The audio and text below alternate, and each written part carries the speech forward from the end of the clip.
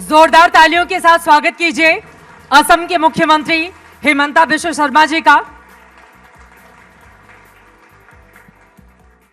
Agenda आज तक के इस मंच पर आपका बहुत स्वागत है सर।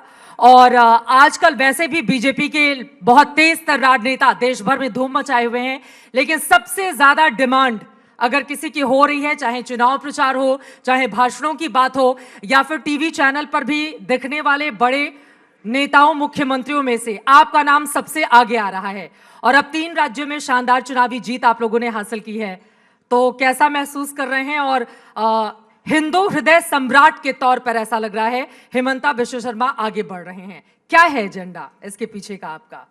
अभी तो हम कुछ महसूस नहीं कर रहा हूँ। सेमीफाइनल जीत लिया, फाइनल जीतना है, वही सोच रहा हूँ, और आगे और पीछे अभी कुछ नहीं सोच रहा हूँ। कल आप दोनों ही राज्यों में पहुंचे हुए थे, वहां पर मुख्यमंत्रियों का जब शपथ ग्रहण समारोह हो रहा था, चेहरे की जो खुशी थी वो बता रही थी कि 2024 अब बहुत ज्यादा मुश्किल नहीं है। देखिए, चुनाव को कभी भी बहुत इजी नहीं लेना चाहते हैं, और जो वो होना भी नहीं चाहिए।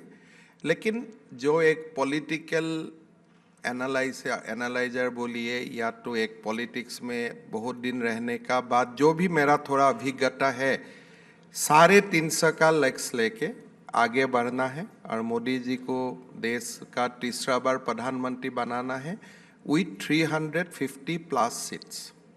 मतलब अभी 3 राज्यों की हैट्रिक लगी है और अब मोदी जी के लिए हैट्रिक लगाने की तैयारी आप लोगों ने शुरू कर दी है। हैट्रिक होना तो कोई उसमें कभी भी कुछ डाउट नहीं था, लेकिन यही है कि मोदी जी जब तीसरा बार देश का प्रधानमंत्री बने अमृत काल में 350 से ऊपर सीट लेके प्रधानमंत्री बने, यही हम सबका मिशन है। अभी 350 से ज्यादा सीटों का लक्ष्य आप लोगों ने 2024 के लिए रखा हुआ है, लेकिन कांग्रेस पार्टी का यह कहना है कि 2018 का बीजेपी को रिजल्ट याद करना चाहिए, जब इन तीनों ही राज्यों में, जहां पर आज 2023 में बीजेपी जीती है, उस समय कांग्रेस जीती थी। ये अलग बात है कि 2019 में बीजेपी की सरकार बन गई, मोदी जी फिर से प्रधानमंत्री बन गए। तो उनका यह कहना है अभी उनके पास वक्त है। ऐसा नहीं है कि अगर 3 राज्यों में चुनावी हार हुई है या 5 राज्यों में हार हुई है तो उनका मनोबल डाउन हो गया है। उन्होंने कहा है 24 में बड़ी और कड़ी टक्कर देने वाले हैं बीजेपी को। कांग्रेस ने बोला है जी। आप भी क्या बात बोलते हैं? क्यों, आपको यकीन नहीं हो रहा है इस पर? मैं तो पहला बार सुना कि कांग्रेस अभी भी बोलने का ताकत रखते हैं। आपको ऐसा क्यों लग रहा है कि कांग्रेस अभी भी बोलने की ताकत नहीं रखती है? मैं आपको क्या बताऊं, मेरा तो यही बात है कि पहले ही कांग्रेस का जो था ये 3 चुनाव रिजल्ट का बाद वो तो क्रीज से बाहर है, वो तो अभी क्रीज में भी है ही नहीं हो। आपको नहीं लगता है कि कहीं पर भी मुकाबले में कांग्रेस पार्टी है? मैं मुझको तो दिखाई नहीं देते। आपको देखते हैं अभी? मुझको तो दिखाई नहीं देते हैं कांग्रेस को। देश भर की 200 अभी कांग्रेस का एक लड़ाई चल रहा है कि 2014-2019 कम सीट मिलने में वो अपना ही एक फाइट चल रहा है भाई। उनका जो अभी मेन जो मिशन है कि 19 से उनको ज्यादा मिले 2 सीट, कि 19 से कम ना हो जाए, वो तो अपना क्रीज बसाने का चक्कर में है अभी। ये कांग्रेस के अंदर की बात आपको कैसे पता है? देखिए, मैं 22 साल कांग्रेस में रहा, तो कांग्रेस का अंदर का बात जानना ये तो एक मेरा आर्ट है। उधर CWC होते रहेगा और मैं आपको, मेरा पास आइए, मैं रिजोल्यूशन आपको बताते रहूंगा। लेकिन देश भर में 200 से ज्यादा ऐसी सीटें हैं जहां पर बीजेपी और कांग्रेस के बीच आपस का मुकाबला होता है। वो नहीं, 200 ऐसा सीट है जो 200 सीट में कांग्रेस को बीजेपी का हाथ में सीधा हारना है, ऐसा ही सीट है, कोई मुकाबला वाला सीट नहीं है। दूसरा सीट में बीजेपी का हाथ में आरजेडी हारेगा, दूसरा सीट में बीजेपी का हाथ में समाजवादी हारेगा, लेकिन 200 ऐसा सीट है जो सीट में बीजेपी का हाथ से कांग्रेस को हारना है।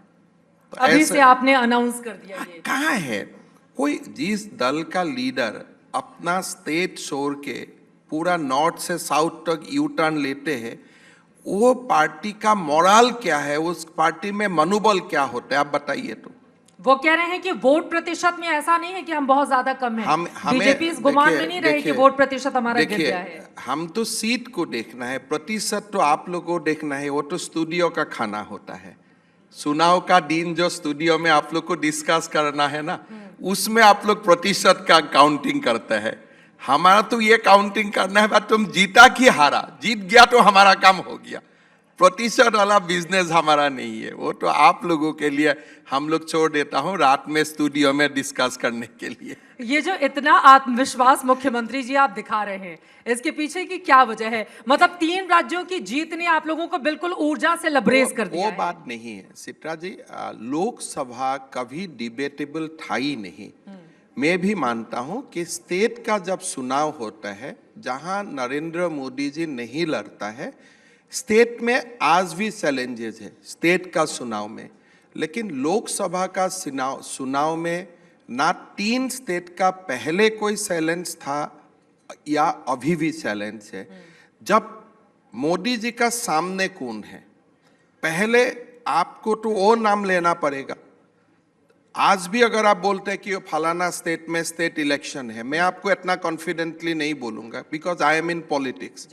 लेकिन जब नेशनल चुनाव आते हैं, पार्लियामेंट चुनाव आते हैं, मोदी जी को टक्कर देने वाला, मोदी जी का सामने कौन है, वो व्यक्ति का तो नाम आप बताइए, फिर आप कंपेयर कीजिए।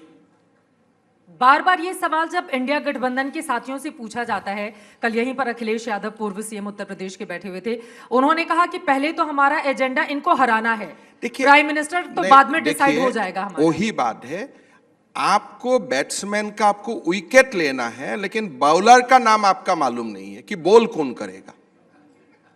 आप बोलते हैं मेरा एजेंडा तेंदुलकर को आउट करना है, लेकिन बॉलिंग कौन करेगा? भाई बॉलर का तो नाम बताओ। वो नाम नहीं है, वो नाम चुनाव का बाद तैयार होगा। अगर कोई लोग बोलते हैं मैच का बाद में फिक्स करूंगा बॉलिंग कौन करेगा बैट्समैन को, तो ऐसे थोड़े होते हैं। वो बताते हैं हमारे पास बहुत सारे नेता हैं। प्रॉब्लम वही है, लेकिन बॉल तो एक ही को करना है ना। आपका पास नेता तो बहुत है, मैं तो टीवी में हर दिन देखता हूं, एक ना एक नेता आते ही रहता है। बीजेपी का पास एक नेता है, आपका पास 100 नेता है, वो तो मैं मानता हूं, उसमें तो कोई पर दुर्योधन भी वही बोलता था ना कि हम लोग 100 भाई है। तो प्रॉब्लम तो नहीं है, आपका पास नंबर है, मैं मानता हूं नेता का नंबर आपका पास बहुत है। दुर्योधन आप किसको बोल रहे हैं? नहीं, मैं आपको यही बोलता हूं कि जब दुर्योधन को बोला, जब ये डिबेट हुआ कि आप सकेगा, भाई मैं 100 भाई हूं, मैं क्यों नहीं सकूंगा। तो अपोजिशन का ही है, हम लोग इतना लीडर हूं, अखिलेश यादव से लेकर लीडर का तो कोई कमी नहीं है, और सबसे बड़ा लीडर राहुल जी तो है ही, तो लीडर का तो कोई कमी नहीं है। लेकिन मोदी जी का सामने बॉलिंग कौन करेगा, वो व्यक्ति का नाम बताओ ना।